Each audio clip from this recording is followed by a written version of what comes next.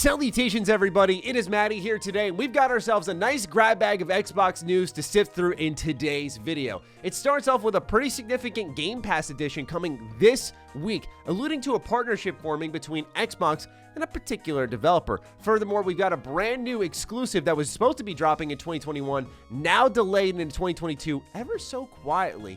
On top of that, we have updates for the Halo Infinite multiplayer preview coming next weekend, which I think a lot of people are going to be very excited about. Of course, we also have Game Pass prices changing in regions around the world, and we're going to talk about that and a little bit more in this video. So if you're new here and you're into Xbox news roundups, consider subscribing. But let's get this started with the big Game Pass edition. So late last week, we got news that the initiative, who's working on Perfect Dark exclusive for Xbox and PC, would be teaming up with Crystal Dynamics, who's the developer of Tomb Raider, as well as most recently Marvel's Avengers, to make this game together. Now, it was a bit confusing on the front of optics because they were announcing it. It was this, yes, we are doing this together.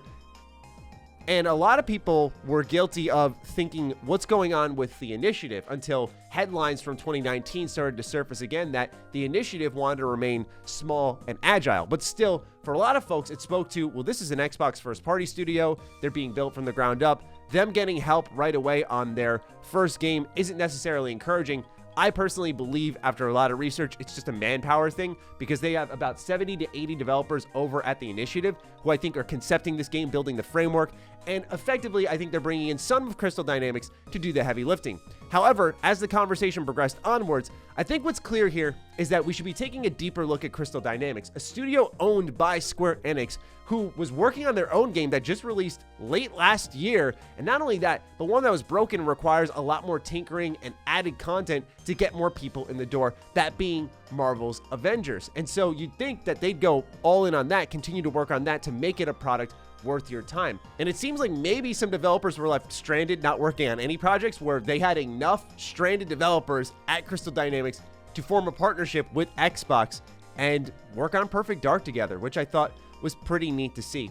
Now, this goes into the next Game Pass deal, which was something that I had speculated on with Cognito over on Defining Duke Ultimate. We kind of willed this one into existence because our recording took place the day before this announcement. Yes, Marvel's Avengers is finally coming to Xbox Game Pass. That's happening on September 30th, which is just in a short couple of days now. It'll be arriving on Game Pass PC. It'll be arriving on console, on cloud, everywhere you can get it. Before we get into the nitty-gritty about what this game will have when it arrives on Xbox Game Pass, I wanted to revisit an old topic, of course, acquisition season, and talk a little bit more about how a lot of folks have driven the conversation in the direction of, well, they acquired Bethesda, so the next acquisition they're going to have will be the likes of the entirety of Ubisoft. It'll be the entirety of Take-Two. It'll be the entirety of Square Enix. And I suggested in my video that it's very well possible that they could just extract studios from companies that want to offload some of their workforce effectively, and Xbox will willingly take them.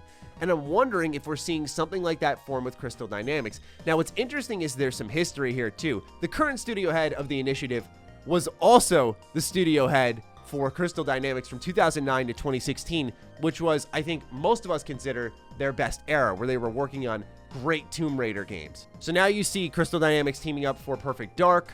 You see now Avengers from Crystal Dynamics coming to Game Pass finally, again, long overdue.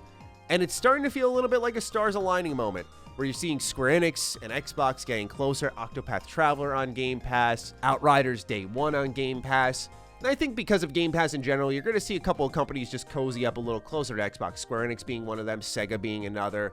You're going to see that a little bit more over time. That doesn't necessarily indicate any purchases happening, but it's something to keep an eye on in the terms of, again, I just want to reiterate, extraction of studios. I think it's very well possible. Let's talk about what Avengers will have when it arrives on Game Pass. So the Xbox Wire write-up says that we just launched our biggest expansion to date for Marvel's Avengers, Black Panther, War for Wakanda. We love seeing your reactions to the new campaign, and today we're excited to announce that we're making the complete Avengers experience, including all previously released free content available for Game Pass for PC, console, and cloud on September 30th. Yep, you read that right. Every player with an Xbox Game Pass membership can experience the full game and our post-launch heroes and missions. This includes 4 story campaigns that showcase one or more hero unique abilities, as well as our Avengers initiative, our evolving online multiplayer world that lets you and 3 friends play as any hero in our roster and embark on global adventures. Xbox Game Pass members will also have immediate access to our new War for Wakanda expansion, featuring our new playable hero Black Panther and hours of new multiplayer and story content. Marvel's Avengers with Xbox Game Pass does not include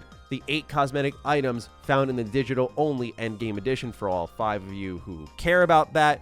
But anyway, yeah, I thought it was kind of interesting that they have the whole expansion coming too. Again, this is super long overdue. That player base is dead for Avengers, and if 76 could help be saved through Game Pass, I think the same thing can happen here with Avengers. So again, September 30th, I played and purchased this game, by the way, for my review, as I do with any game I review, but this one in particular hurt a little bit because I did not think this game was very good at all. I have a full review up on my channel. Then again, I haven't played any of the post-launch content. I haven't messed around with many patches. I just thought it was not a good game and they should move on from it as quickly as possible, which maybe with Perfect Dark, that could be the path that they're taking. Announced this week was Kepler Interactive. This was called a new super developer group, which is a funding round of $120 million. And it's a combination of a bunch of indie developers who have a pool of money to help make their games effectively.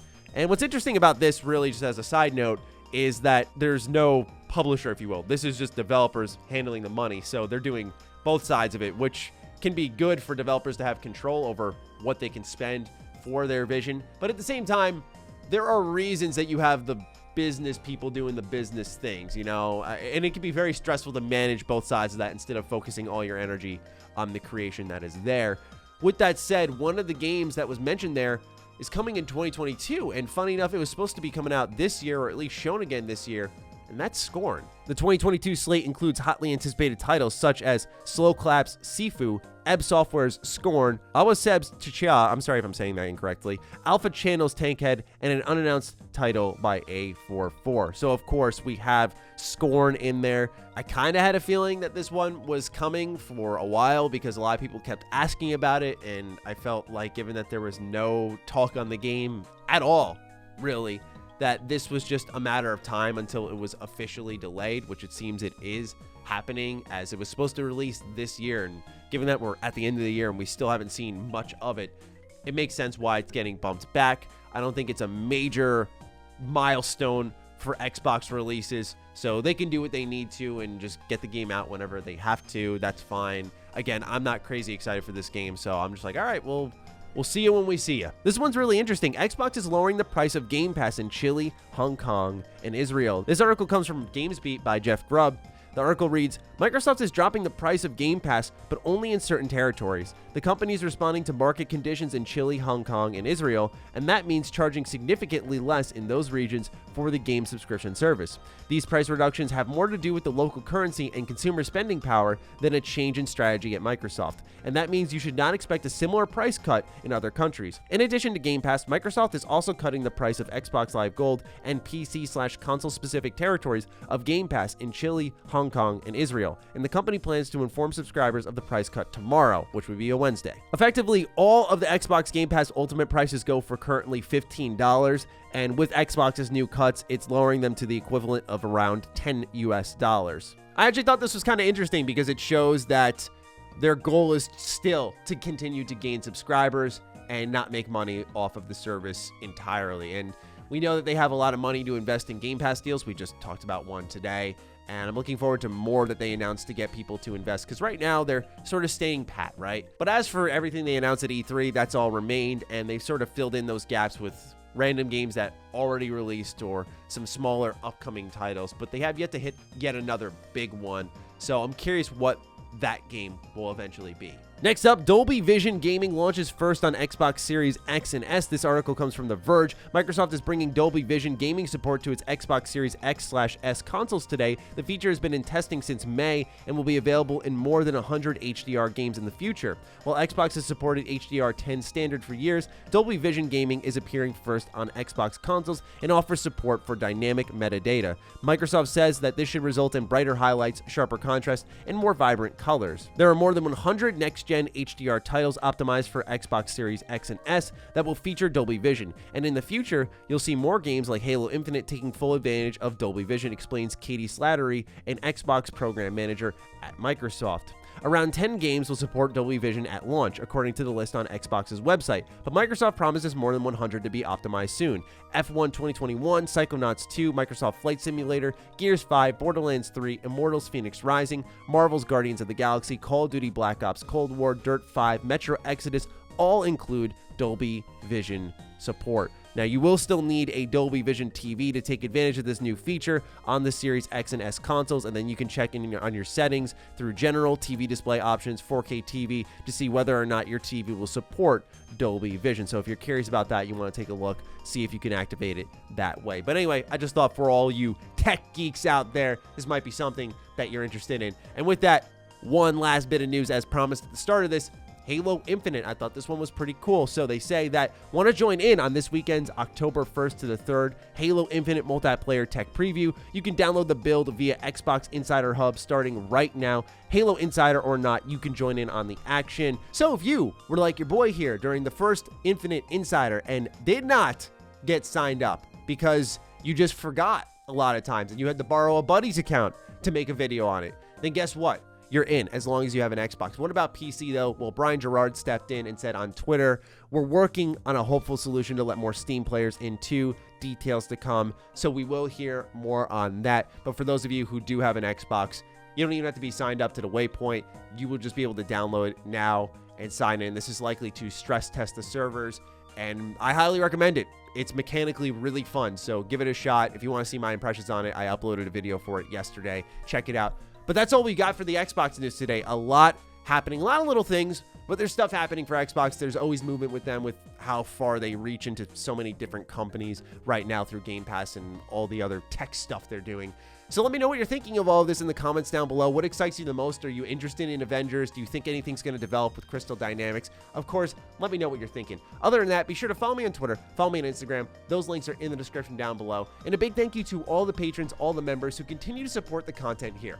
Stay sexy, stay active. I love you all. Peace.